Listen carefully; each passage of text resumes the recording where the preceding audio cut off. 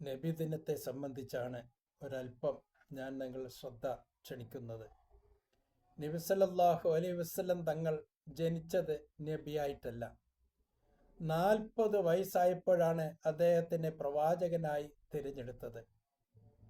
പ്രവാചകനായി തിരഞ്ഞെടുത്ത സംഭവം പോലും നബി സല്ലല്ലാഹു അലൈഹി വസല്ലം തങ്ങൾക്ക് അറിയുകയില്ലായിരുന്നു. ഹിറാ ഗുഹയിൽ ഏകാന്തരായി ദിവസങ്ങളോളം കഴിച്ചുകൂട്ടിയ പ്രവാചകൻ സല്ലല്ലാഹു അലൈഹി വസല്ലം അങ്ങനെ ജിബ്രീൽ അലൈഹിസ്സലാം വന്ന് ഇഖ്റ ബിസ്മി റബ്ബിക്കല്ലദീ ഖലഖ് എന്ന് തുടങ്ങിയ ആയത്ത് ഓതി കേൾപ്പിച്ചു. നബി സല്ലല്ലാഹു അലൈഹി വസല്ലം തങ്ങൾ ഭയന്നു പേടിച്ച് വിറച്ച് വീട്ടിൽ വന്നു. ഖദീജ റളിയല്ലാഹു അൻഹയോട് വിവരങ്ങൾ വിവരിച്ചു. സമ്മിലൂനി എന്ന് പ്രവാചകൻ പറയുകയും ചെയ്തു. പുതപ്പിട്ട് മൂടി പുതച്ചിതാ എന്ന്.